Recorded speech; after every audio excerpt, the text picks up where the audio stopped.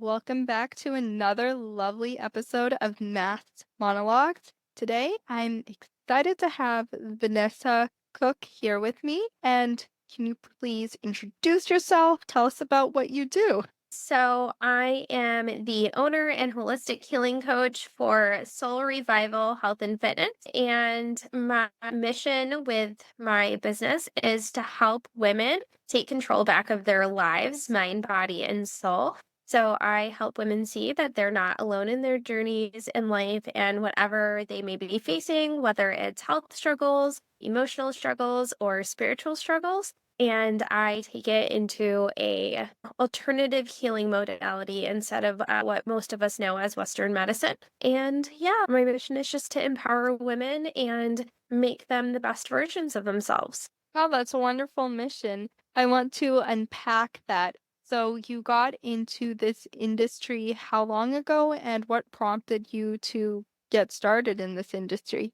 So I've been doing this for about 3 years. I just recently decided to venture into my own business, and that started in January. 6 years ago, I was like a vastly different human being than what I am right now. I was facing a litany of health struggles. I had fibromyalgia, severe asthma for my entire life, and I had a heart condition. And so I was heavily medicated, dealing with a lot of unhealed trauma and a lot of generational trauma. So I was just, I would say, a very unwell person. And I got very lucky to have this incredible partner.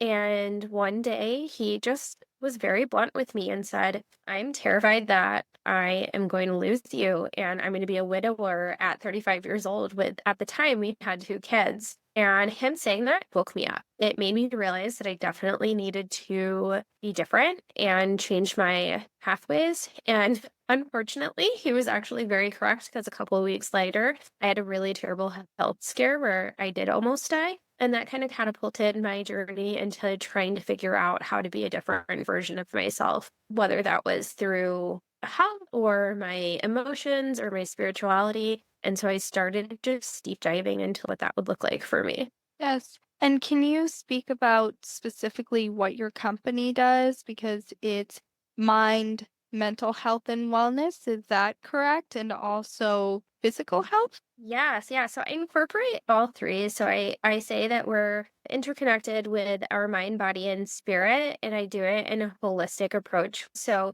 each individual's body is so uniquely designed and created, and each one of us needs something a little bit different. So we tackle collectively what it looks like to get back to our ancestral roots, what it looks like to get back into a simpler mode of existence. And I have a program that is designed to help you get into a model of health, fitness, the mental component, the spiritual component, like what kind of foods your body craves and needs in order to be the best version of itself in the way that it can heal on its own. Because our bodies are like the number one natural healers that we have. And if we have the right support in our bodies, we can do pretty amazing things. Yes. And I want to ask, when your health was in decline, what steps or actions did you take to have better health? And basically, what would you recommend to anyone out there who might be in a similar situation as to you or yourself in the past? How should they approach their health? Does it start with the mind or does it start with the body? Yeah, so that is a really interesting question because I think that it's a little bit of everything.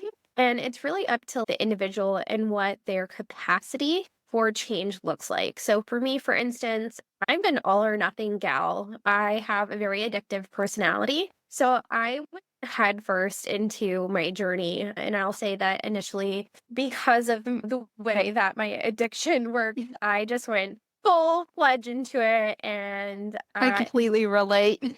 Yeah, okay. Those of us who have those tendencies, we tend to like really hyperfixate on the end goal versus the journey that we should be experiencing. So, like, my recommendation to anybody out there who has health struggles, mental health struggles, spiritual struggles, I would really take a moment to take a step back and really look at what that looks like for you. What are you trying to change about your life? And the way that you tackle anything, any sort of obstacle that you have, is answering the most important question, which is why are you looking to change? Why are you looking to heal? Why are you looking to have better health? And once you answer that question, that is going to be like the catalyst for everything that you do.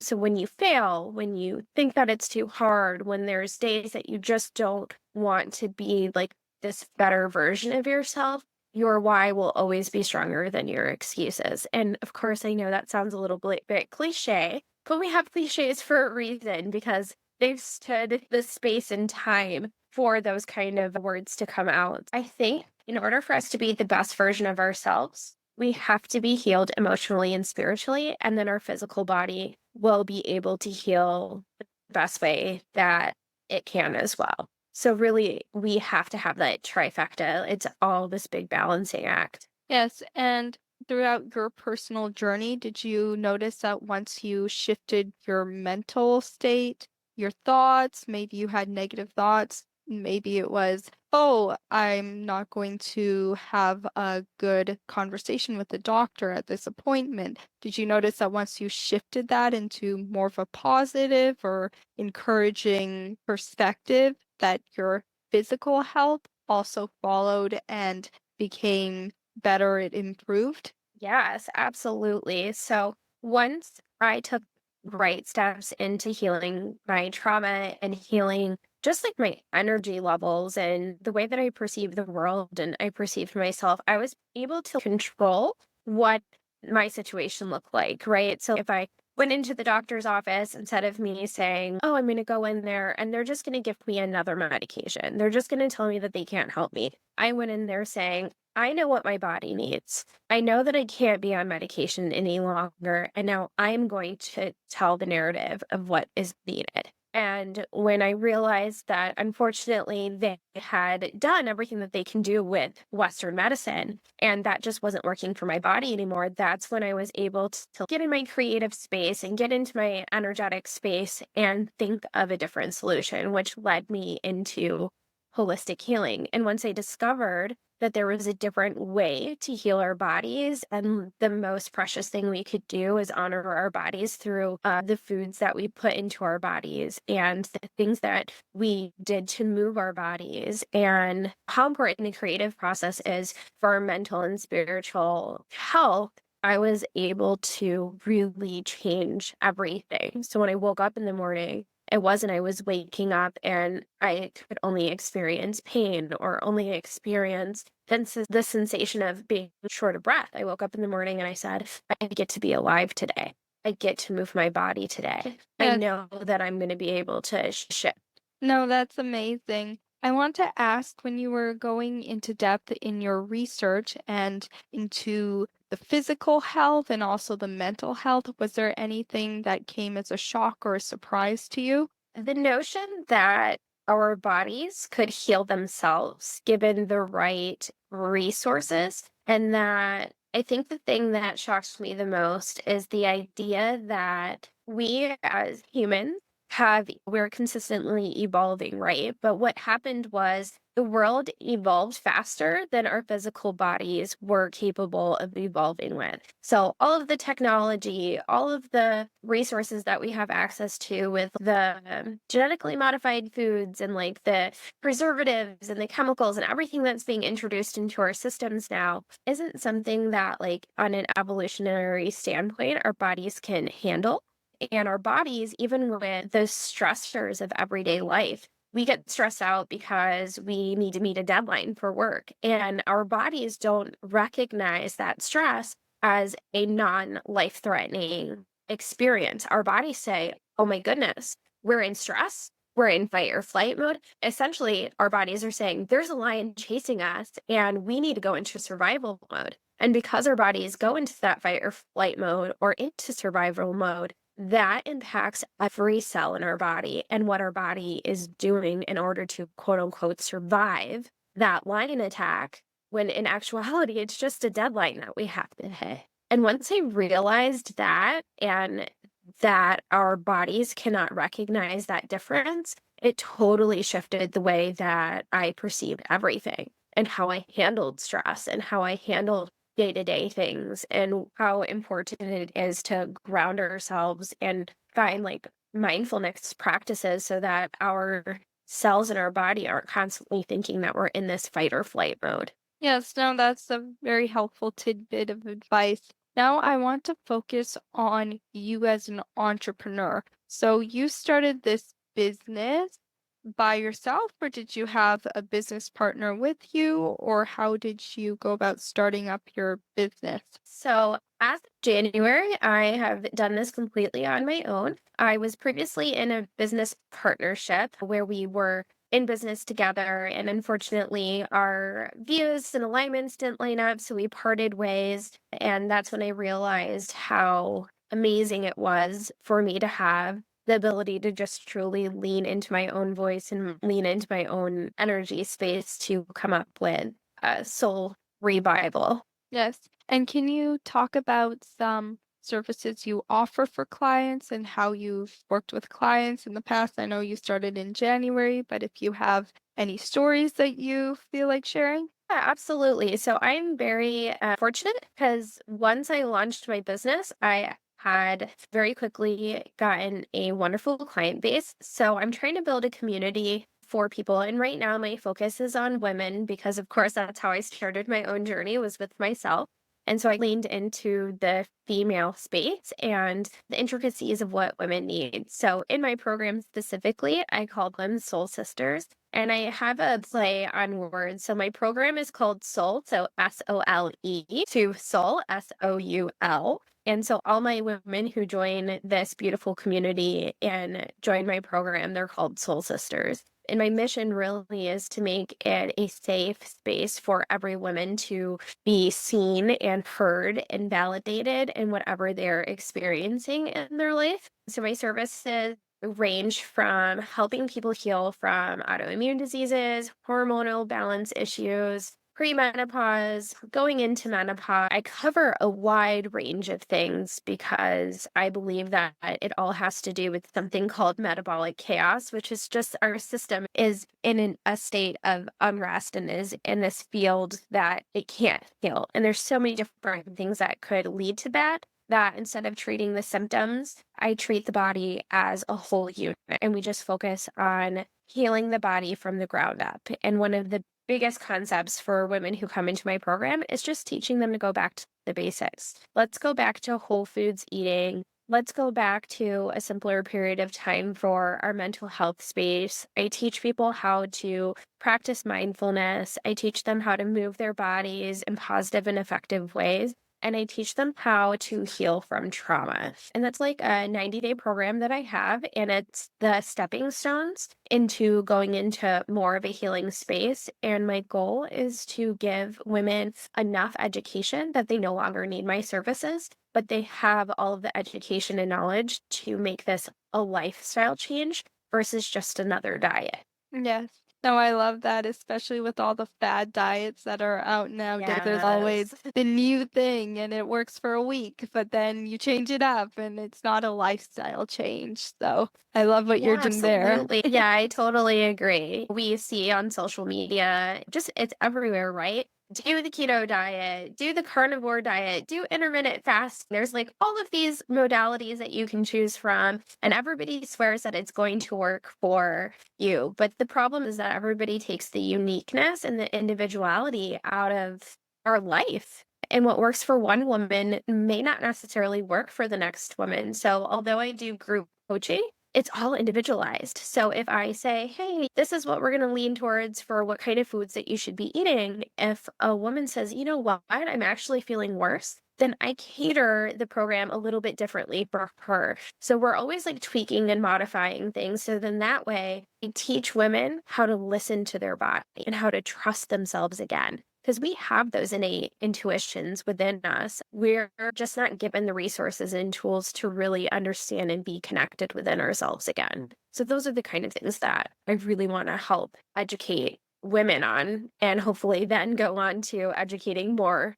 people as well. Yes, no, that's so I love that, all of that, whatever you're saying there. I want to ask about how you built up a client base. Were these women that you spoke to in previous encounters, or how did you assert the demand for this service?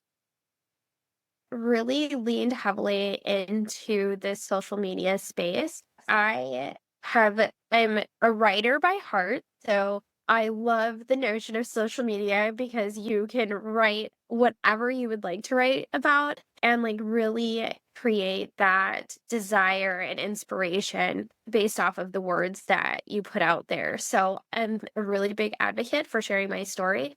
So people have been following me on social media for years. And initially, this is a really good tidbit for any of your listeners out there. Even if you don't think people are watching or people are listening, there is always someone watching you. There's always someone reading your social media posts or seeing what you're doing in real life. And they may be the silent watchers. They may be the ones who are silently cheering you on. And for whatever reason, you're not getting the engagement with them. I thought that it was all for that. Like, oh, I'm sharing my story and who do I think I am? And people don't really want to hear about it or they don't really care until I got out there and I said, hey, like now I have this business and I want to give this opportunity of knowledge to other people. And the women were coming to me and saying, this is exactly what I needed. I've been watching your journey and I didn't really know where to start. And I was afraid to ask you the questions, or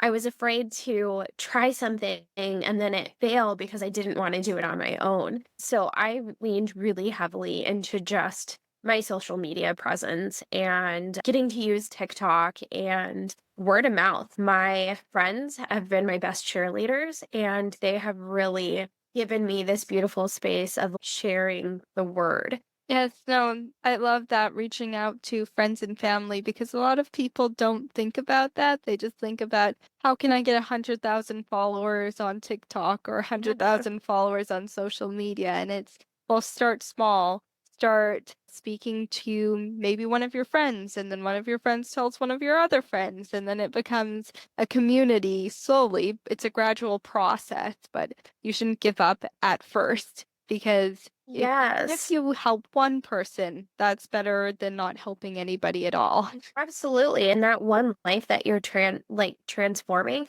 just think about how many lives that life may touch. So it's like this beautiful domino effect, and we're all interconnected in some way. And I think that remembering our community and remembering where we start from gives us such a solid foundation. I live in a very small town. I have 700 people in my small town. So when I started my journey, I the naysayers were like, who's gonna buy your program, or how many clients could you possibly get?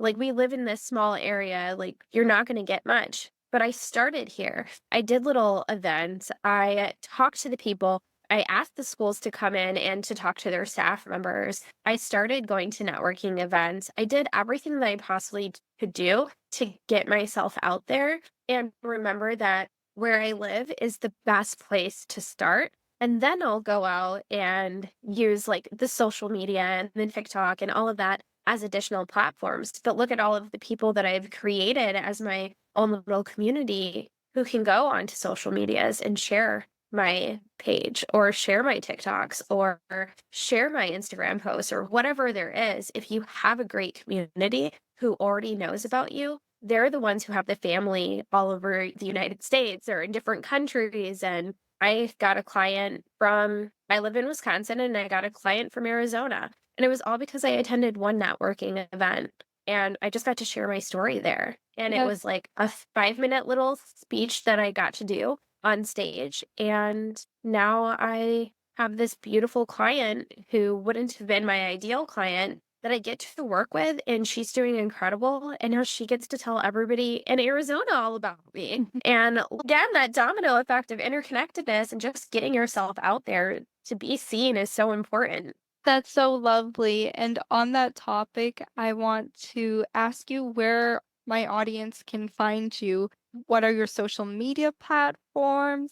Do you have a website? Where can people connect with you? Yeah, so I am pretty much on all of the large social media platforms. You can either search my name, Vanessa Cook, or search Soul Revival Health Coach, and that's SOLE Health Coach. So I'm on Instagram and Facebook, I'm on TikTok, I'm on LinkedIn, Threads, everything. And then I have my website, which is Soul Revival Health and Fitness Coaching.com. So I think I'm on anything that you can think of, even on Snapchat. If you're a Snapchatter out there and that's the best mode of communication and that's how you want to reach out to me, I'm available on that. I do have a client who uses Snapchat as her primary method of contact with me, and it works out perfectly. That's wonderful. I love that. And if you like this podcast, please do go check Vanessa out, show her some love. And if you want to share this podcast with a friend or family member, that would be wonderful. And it will really help us grow. And yeah, have a wonderful rest of your day. And thanks for tuning in with us. Treat me the right way. Always love, love it for me, love it for